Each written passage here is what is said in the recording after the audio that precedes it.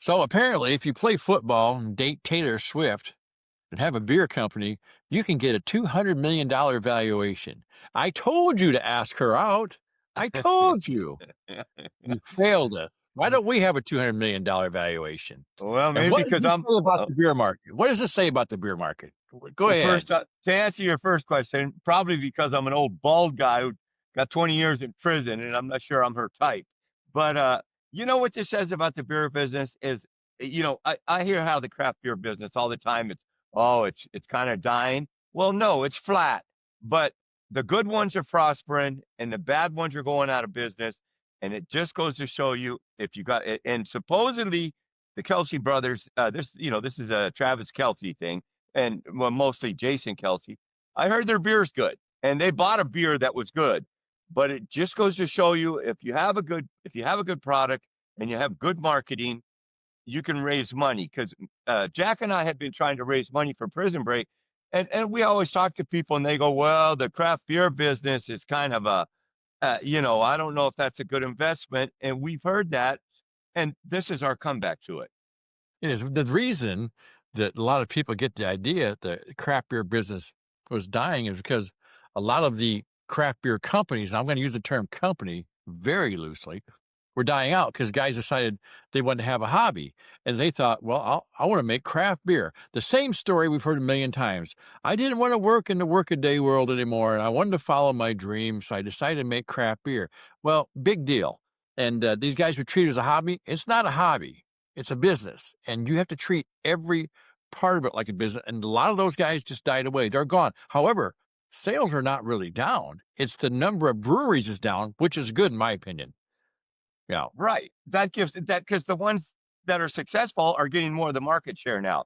It did get diluted. Everybody opened a brewery tap room, a local one, and unless they're run just right, uh, they're not. There's high overhead running a brewery, and we contract brew our beer, so we have fixed costs, and it's a tough business, but there's room for good ideas, and I don't know what you think about the Kelseys.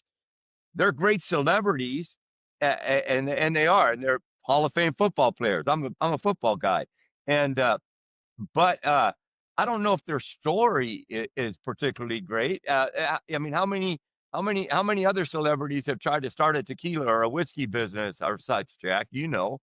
Well, they do have one advantage, but over the other ones, there's been a bunch of these country music stars came out and they were going to start a vodka, they're going to start a whiskey, they're going to start a brandy, and then they look like these fitness geeks, you know, and they wear plastic cowboy hats and they're all buff and swelled up, and they probably never drank any hard liquor in their life, and they put their name on it, thinking the guy down at the bar goes, "Oh my God, look what that guy drinks," you know. Well, that's crap. Now, where the Kelsey brothers had got it over, the one brother he looks like a beer swiller to me.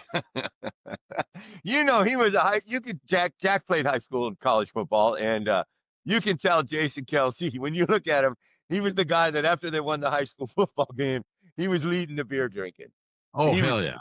just pounding, probably shooting beers and beer bongs and everything, and probably holding his own against some heavy drinkers. So I do agree with you. There's a lot of celebrities try to get in. Colin Cowherd, he's my favorite sportscaster. He has a TV show. Well, he came out with a beer.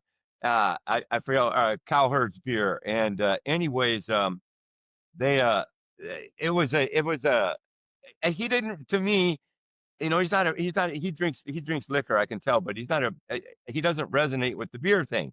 I don't know how good his brand is done. I listen to a show every day, but I don't know how good his brand is, but I got a feeling the Kelseys are going to sell a lot of beer. Well, I think so. I mean, we may not have the Swifties, but they don't really have the Swifties either. And this is a unique thing about this. I go back to Taylor Swift, go back to politics when someone said if whoever she endorses for president's going to win. Well, no, they're not, because most of her fans are teenage girls who also usually don't swear Bill. The ones in my high school did, but they couldn't afford anything else back then. But now they just don't do that. But these guys attract NFL guys, and a lot of NFL games, unless they change this, are watched in bars. Yeah. And these guys, and I'm not a fan of either one of these teams, but these guys look like Well, by God, you can sit down and drink beer with him. I don't think I could sit down with the ballerina girl who sings country music and have a scotch. I don't see it, and, but Uh, that's the kind they're all advertising hard liquor and stuff. I don't know that's what she did. You look at them and I thought, that now in the old days of country music, Willie and Waylon, those guys, they could have sold some beer, you know, right, and right, Johnny or Cash, all those whiskey. people, or whiskey, could have Yeah, sold anything. But yeah, it's not like that anymore. But the NFL, I think, could always have sold beer. Look at who's been the big sponsors for the NFL for years. Beer, you beer. know? Beer's been probably over the years, probably their biggest. You don't see a Super Bowl without a Bud ad. No, It just they've been their biggest, and so it's a good fit. And I'll tell you, it's kind of good thing because I think they're going to bring eyes to the problem. Like it's a problem me and Jack faces.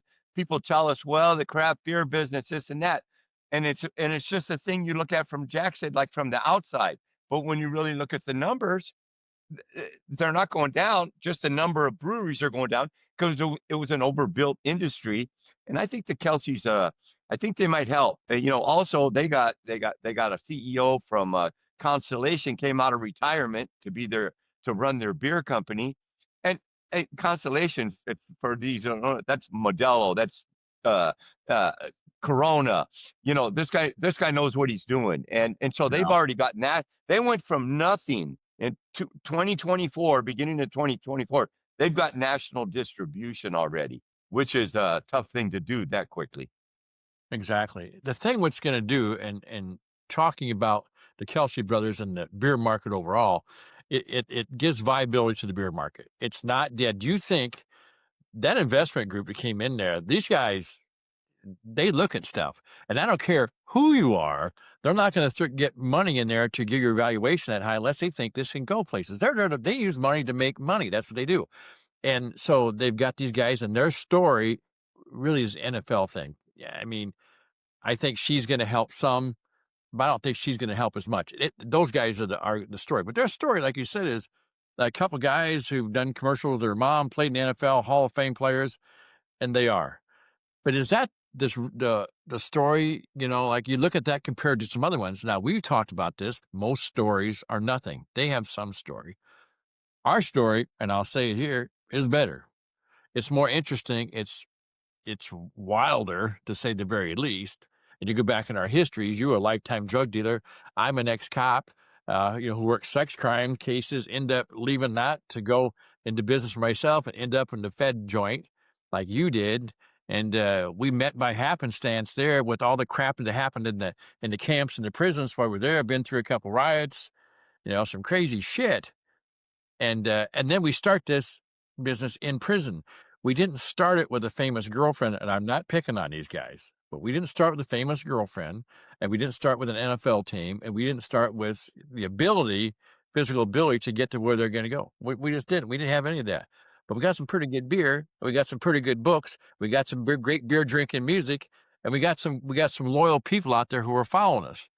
I think that's the story. It's a better story. And you're right. I agree. Is it as easy to sell? Oh no. And You let's know, not forget too, they were multimillionaires when they started this, and they have a podcast with a few million followers. So they have built-in advertising. And that's what Jack and I are trying to do here is build up a following, advertise our beer, and sell our beer. But we started with absolutely nothing coming out. I was riding the bus. Jack wasn't even out, and I got a job and I drove truck and I built my credit up, and then Jack got out and we had to make some pretty hard sacrifices to keep this going. And we haven't got where we want to go yet. But I like seeing this, because I think if we could tell our story, not to mention Jack, we're going to hire people coming out of prison. There's a lot of exactly. good people in prison, and that's part of our mission statement is to hire people coming out of prison, and I mean to the highest positions in the company. Me and you are old. We need to find some youngsters been to prison to actually run this as we get older, and make sure that the story stays the same, even if the names change. And I think we're on that path. Yeah, I mean, that's also part of the story. The story goes on and on forever. I mean, if you think about it, our story, one of the guys you look at the guys we did time in prison with, George Jung from the movie Blow. You know what? Dallas Cowboy, leading tackler, was in there with us. I mean, the guys we did time with and the stories we can tell about that. And then you go over to how the beer thing came up, and now we get out here. It shows what these guys did, shows that the beer world's alive and well. In fact, someone asked me when you said, "You hear about that?" I said, "Yeah, I did." In fact, it's the person that pointed me to this story. I said, "That kind of piss you off?" I said, "Not at all." He goes, "Yeah, but they're so lucky they get." No, no, no. There's no such thing as luck. Okay. Oh Nope, no. nope. Ever been lucky. I preach this. If you make it, luck's got zip to do with it. You got to make it. These guys were born physically able to play in the NFL after they worked their ass off. And they put the And work in. Exactly. They put the work you in. gotta put it in. I Yeah. knew guys when I was younger could have played in the NFL, and you know where they would end up? They were end up working on the street crew or maybe doing nothing because they wouldn't put the work in. These guys did the work and they made it. And now with that, they're utilizing this to have the beer. And so like I told this guy, this is good. This is great. It shows that this is something that we've been shooting towards, that we're not going to quit shooting towards, that investors are starting to understand at a high level, at a very high level. $200 million is a very high level. These are Yeah. equity, like you said, Jack. These are equity, equity funds that they don't just give $200 million because they want to meet Travis Kelce, and because they already meet people. Like if you got $200 million, you're meeting famous people anytime you want. You're out at the right parties. This was a straight business investment, and they're already in 50 states. They're going to make money off this. I dare say that they might be they might compete with the big brands 3 or 4 years from now. They might I not. hope they do. I hope they do. I hope they Yeah, do. yeah. Yeah. Yeah. And like I said, I heard they have a good beer. And so to me, and that's why they bought Garage, is because it was Braxton, I think it was before, and they tasted this. They're out of Ohio, and they tried this beer and they really liked it. And it's a light beer, 95 calories, and we'll have one. We have one, but we just right now we don't even we can't sell it. We don't have the marketing or money, and so they have a good beer. Well, that's number one. And Garage is a nice name. I like Prison Break. I like our labels are good in that. I kind of like ours a little better, but I hope they make it. And throw some light on the craft beer business. We're in America, a good idea and hard work, you can always succeed. Yes, you can. And they're actually showing that. So we have no class envy here at all. I mean, I hope they do. I hope they beat the big boys. I'd love to see that, Yeah, you yeah, know, because really, even though they started out with everything, they were still one of the little ones compared to the Anheuser Busches and all them. I mean, let's face it. Yeah, yeah, those guys are as big as their horses. We know that. Anyway, yeah, we're gonna close it out. But you got any last comments here? I see you're downtown. yeah. Oh yeah. Come on out to Riverside and try a Prison Break beer. I'm having a hazy today, hard time hazy. Boy, it tastes good. I wish you were having one, Jack. Jack's out in No, Iowa. no, yeah, haven't got it here. So anyway, we'll be back next week. It's Jack and GT from Fed Joints to Beer Joints. Don't forget, if you get a chance, give us a comment. Tell me what you think. If you think we're full of shit, tell me. I got thick skin. I try to answer everybody. If you think it's all right, let us know. And go get one of the Kelce Brothers beers. Get one of ours. We'll all be happy then. Hey, we'll see you real soon. Thank you.